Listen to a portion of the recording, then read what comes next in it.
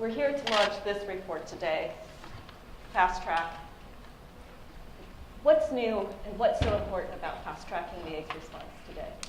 Annemarie, let me start off saying thank you to UCLA to really host us today. And thanks to David, thanks to all the leadership of this great school. I remember when I was young, I was always hearing this name, UCLA. And those days, I was not even wearing shoes to go to school. So my dream was one day to be here. And I'm so happy that this opportunity is given to me. This report is very important. This report is coming at the moment where we can all say that we have been collectively working together, and global solidarity was helping us to deal with certainly one of the most difficult epidemics of this century. No one was even believing a few years back that we could give pills, treatment to poor people. People were saying that it was too expensive. How that will happen? How we will be able even to make sure that they can follow the protocols. So it's not possible. It's $10,000, $15,000 per day per person. How to reach poor people in Africa in different places. But thanks to people from California, let us not forget, it is a few people who are fighting, and gay people coming and saying that they will not accept injustice. That is not acceptable, that they will die because people are not coming together to change completely the trajectory of the science, the thinking of people. We managed to have one of the best solidarity. And I want to say that global solidarity, which happened like never before. Civil society movement emerged. And we have been able to really broke the conspiracy of silence. Every single place. People were scared of each other. And today, we can say that we are even seeing every single places in the trajectory of new infection going down. The number of deaths going down. The number of people put on treatment. From a few people, privileged people in Africa, today we are talking about above 11 million people in this continent having access to treatment. So for me, this report is just telling us that we have been working together. We have been creating a momentum. We have been saving life of people. It is not time to stop. This report is telling us that we have a window of opportunities.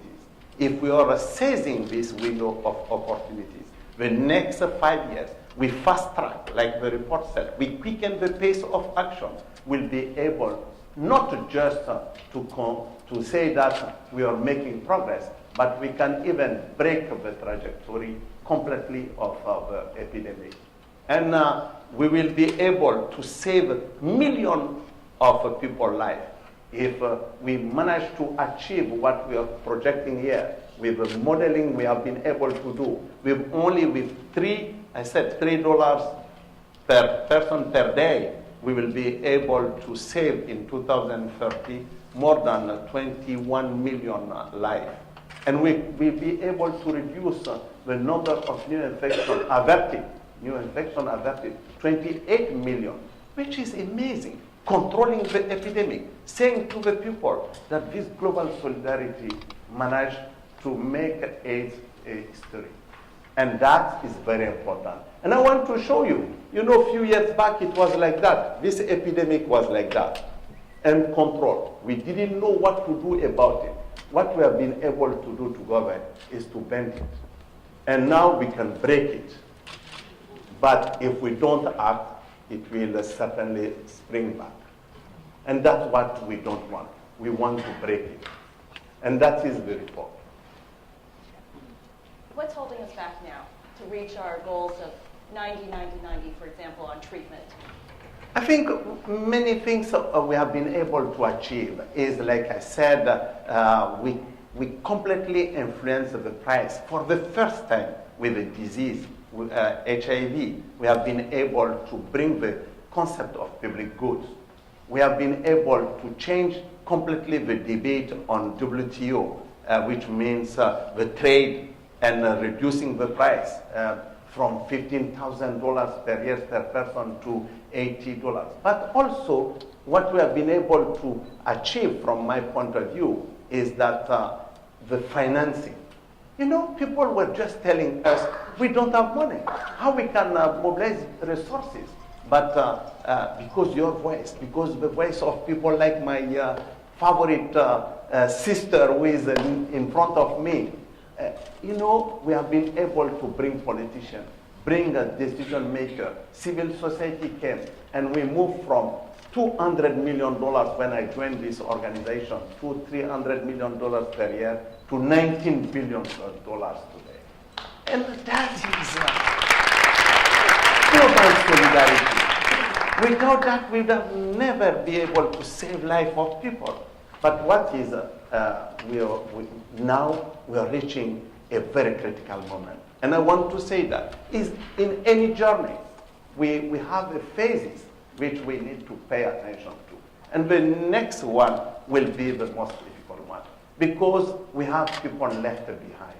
When I said people left behind, is those people who have been marginalized, rejected, discriminated, facing prejudice because their sexual orientation. We saw that right now. Very beautiful, the way you have been presenting that. But also because we are facing bad laws everywhere. In almost 79 countries with homophobic laws. In 2014, we are seeing sex workers hiding themselves, not even being arrested because they have more than 3 condoms in their bag. So prisoners being exposed to all types, migrant population, people who inject the drugs in a different part of the world, they are considered as criminal. They don't have access to services. That is the difficult part. How we will reach those people who have been left behind.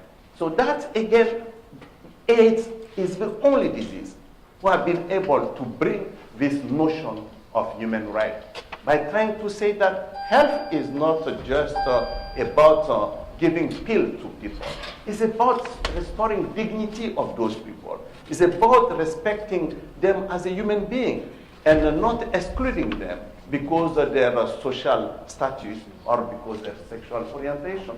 So that is important. We need to work on that if we want really to make sure that 90-90-90, which is critical for me, because for the first time we can say to the world that we want to go quickly.